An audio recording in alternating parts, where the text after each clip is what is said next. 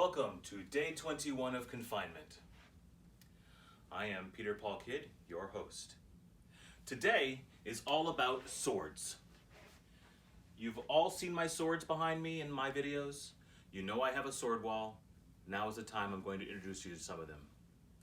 So, Teddy and I have decided to indulge in a little bit of cultural appropriation. Many apologies. I am not intending to be dressed as a student going to a formal at a karate studio, and Teddy is not intending to be dressed like he is going to a rather aggressive shift at Panda Express. We are, however, intending to dress in a manner that will help us display some of these great artifacts that I have collected over my time. Honestly, I really only had two options to dress to kind of suit the swords. That was either my Renaissance Fair gear or this. And the Renaissance Fair gear, it has, skin-tight breeches and gherkins and doublets and gloves and boots, and this is pretty much pajamas. So that decision was really easy. Since we're all dressed up with no place to go, let's start in Asia, China specifically, and take a look at this. This is a jian. J-I-A-N. Now, what signifies this differently from other weapons is that this is bladed on two sides, double-edged, and also pointy. The first known jian was unearthed from 7th century BC, and that particular weapon, known as the Go jian, which is where the name comes from, this one, a replica as it is, does give you the idea of the beauty that this weapon held. Now, this weapon wasn't used in warfare after the 4th century AD. It was used mostly ceremonially, and it was used for fencing competitions. Those who practiced fencing as a profession, they were known as jianqi. It is also considered one of the four major weapons. Those being the weapons that are necessary for anyone to learn if they want to be considered a true warrior. The jian. Let's continue with the traditional weapons. I have 3 of them, so we can explore them. This is the Dao, also known as the Chinese broadsword. These are to be taken together like this particular design, not always like this, but this particular design taken together like this, and you can fool your opponent into thinking you only have one, and then you have 2. The difference between here, as you notice, it is not pointy at the front. It is only bladed on one side. The other side is blunted. So this is a slashing weapon. You may recognize this as being used in Tai Chi for Tai Chi forms.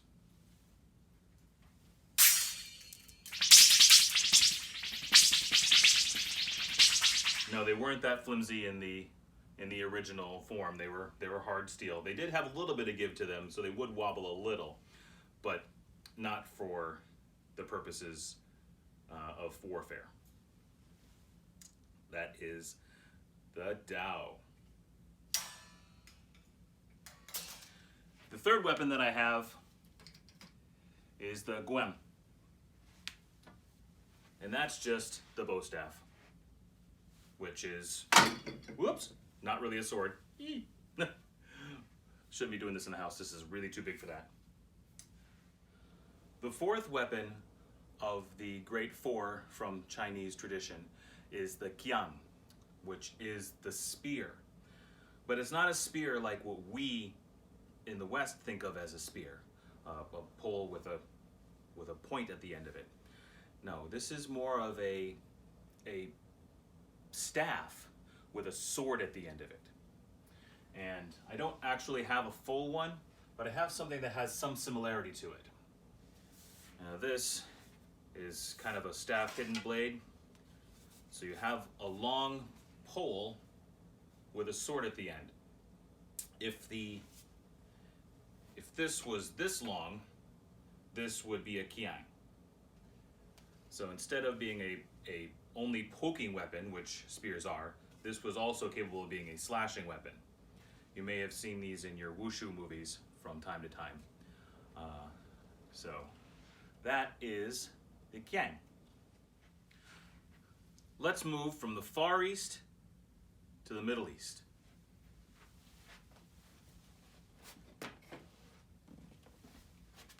This is a saber.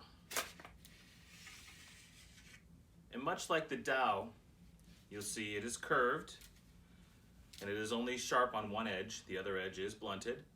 But this is pointy at the front. This one is not pointy at the front because it's not for that purpose. This one's purpose is specifically as a belly dance item. It is designed for balance. If you do it right, it'll balance on your head. And if you're stable enough,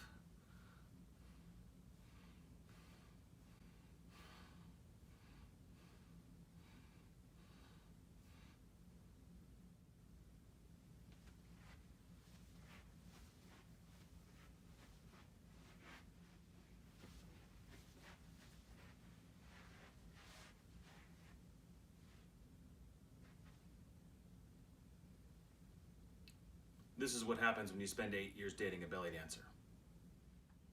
Another sword from the Middle East that seems like a saber because of its curved design is actually a subset called a scimitar.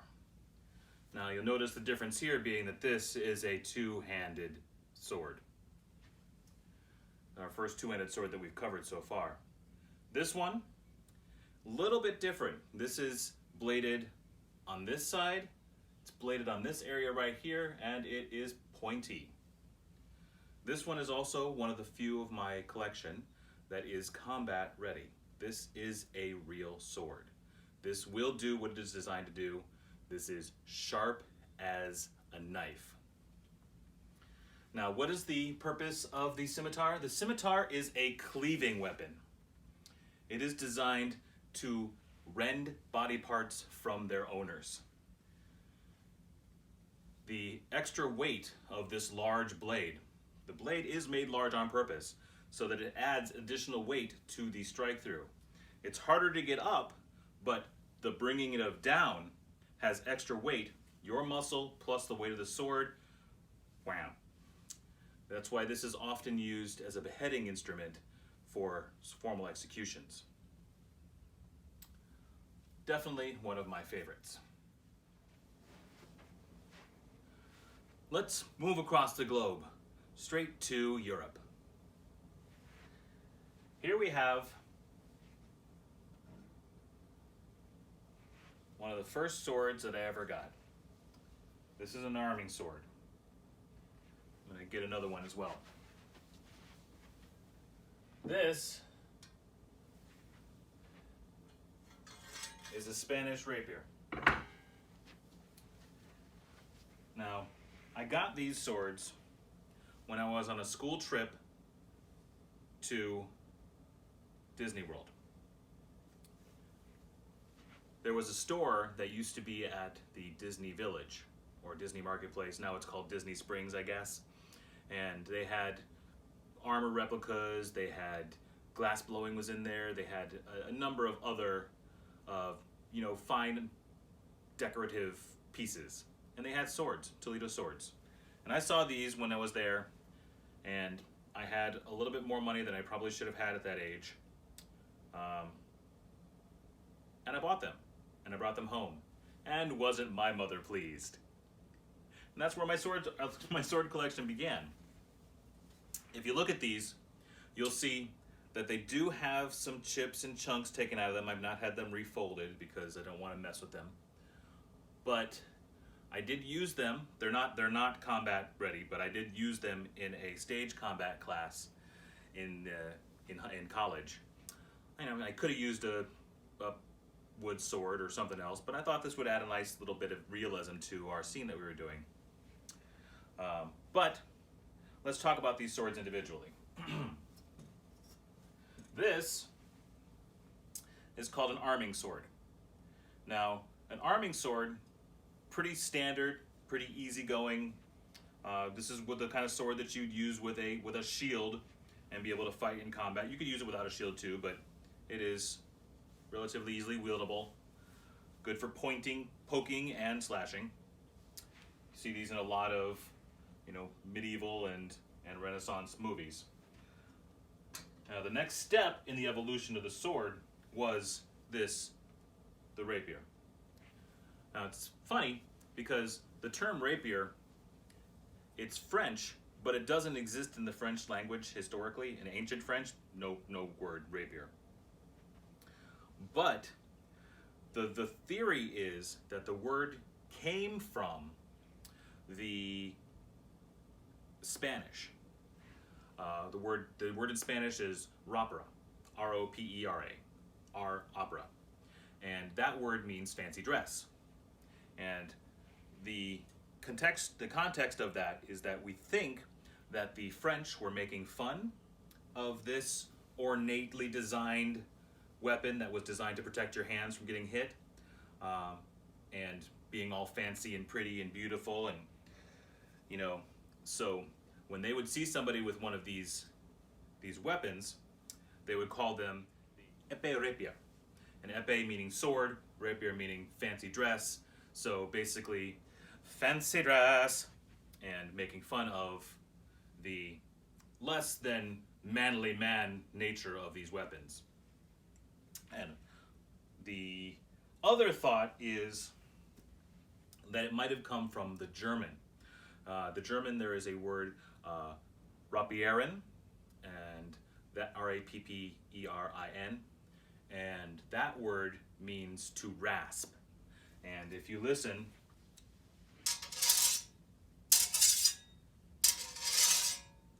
and since these blades were pretty much exclusively used for non-lethal fencing and dueling at this point, that isn't too far off from the truth. They do rasp. There is an awful lot of that noise going on when you're using them. So, there you go. That's the rapier. This is another rapier I have. I refer to this one as my baby. This one is very traditionally made, and this one is also combat ready. It is full tang steel, and it is sharp. This thing could slice a hair. It's that sharp. I saved up a long time to get this baby. You notice it's even got a blood groove in it so that you don't have the blood going all over your hands. And it's also got a secret. It's got a secret sword breaker stored in the pommel so that if you're fighting, you can fight with two hands. And ideally, you take this blade, which has the two spikes out of it, and twist, and you can pull your opponent's sword out of their hand, and then you can kill them. Totally fun, right? Another one that I have. This is the Clan MacLeod Claymore. Claymore just being another, the Scottish specific name for a long sword. This is a two-handed sword, which all long swords are. I don't have to use it with two hands, but I can. Or you should. I mean, it gives it much more heft and much easier use because it is very heavy. Like the Scimitar, this is made with extra weight in the blade so that when you come down, you have more force. If you want to look, you can see. There it says MacLeod on it. Obviously, it's a film recreation, so it is not intended to be used in any kind of fighting in any kind of way. But I think it's cool. Now, I have one more piece of antiquity that I want to show you, and that comes across the ocean again. And this time, we're coming straight to America. And here we have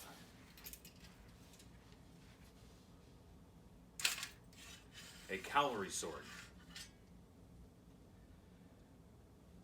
And you'd sling this across your horse, according to the chain, or you might wear it across your shoulder. But oftentimes when fighting with these, you would also fight with the scabbard. It is hard and does give protection and blocking ability. So you'd have this, and you would be able to fight from your horse top or from the ground if you fell off your horse.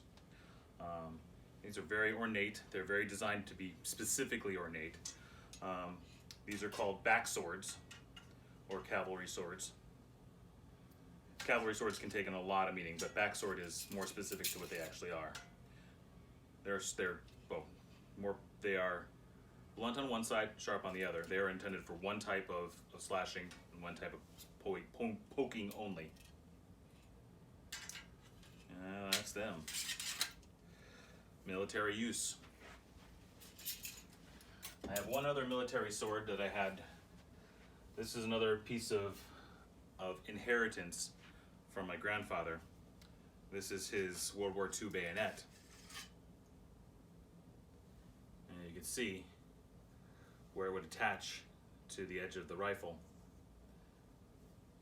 Stabby, stabby. Very, very cool piece of equipment. Now let's take a step outside of reality and straight into fantasy. Let's take a look at this little bugger here. This in no way is a real weapon. However, it is super cool. And it has a secret, which is why I really liked it. Take these out, and now you have additional weapons to fight with. Super cool. Got these this came from Amazon. And right back in. Just like so. This is a hand and a half, or a bastard sword. So you would have the ability to use it as a two-handed, or the ability to use it as one. It's not quite as heavy as the two-handed sword, so you get a little bit more freedom of mobility and the option to use one hand effectively. But if you want more power, you have the room to use a second hand. So that's a bastard sword, but completely fantastical. I'm not a really big fan of katanas, but this one spoke to me in a way that, I just couldn't resist. So like all katanas, it is a single-edged sword. A little bit of pointing ability, but mostly slashing. Two-handed, but can be used with one. I got this just because it's cool, no other real reason. Couple of other Fantasy Realm offerings. This is Arwen's sword from Lord of the Rings. This is a scimitar, sort of. It's an elven design, so it's definitely not something that we have in the human world, but it is close to some of the Middle Eastern designs with this curved blade. Single-edged. Very cool. It's got Elvish writing on it. Never took the time to translate it because, that's super cool. Let's put that big back. Another one that I have from the Fantasy Realm is the Zatoichi cane sword. Zatoichi is a long running film series in Japan. And that is he's known as the blind swordsman. And he uses a cane like this, like any blind person would, but his cane is a sword. This one is also combat ready. This is the one I keep at the ready by my bedside in case I get a break-in at the middle of the night. Don't mess with me, I'll mess you up. Things I don't have on display. I have a number of canes and staffs as well. Here's one. A nice, pretty little cane that you can use for walking, but it also has a sword inside. Ah. This one's pretty good. I mean, you can't really argue with that. But this one's even better. This one also has a sword inside. And this one pretty much tells you what it means when it's walking up to you. Somebody walks up to me with this cane, I'm probably walking the other direction. And my last piece of combat-ready combat equipment is this baby. This is a staff, right? Looks like a nice walking staff. Easy, keeps you going. Well, now, keeping in kind with my love of things that transform, this has a beautiful pike at the end of it. Beautiful. Maybe I should keep this by my bedside. All right, this cane, walking stick, kind of a hybrid between the two, doesn't have a sword encased inside. However, those of you who are Harry Potter fans may recognize this as Lucius Malfoy's wand. That's right. Alohomora.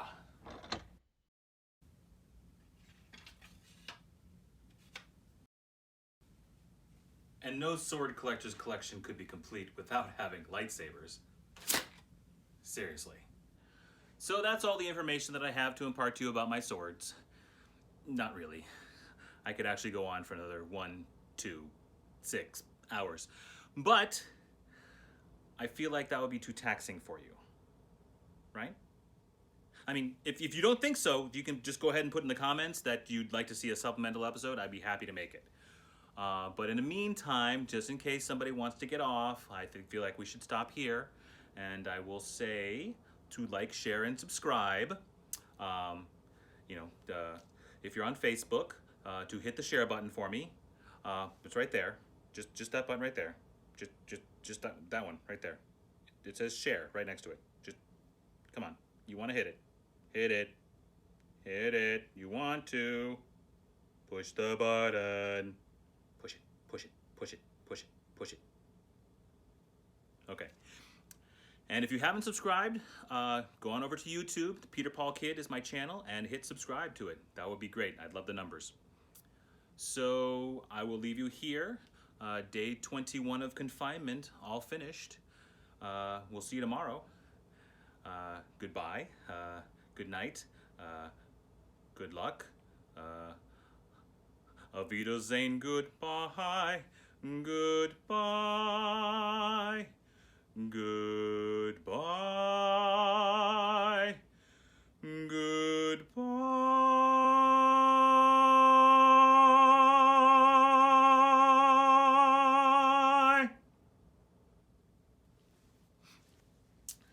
All right, Teddy.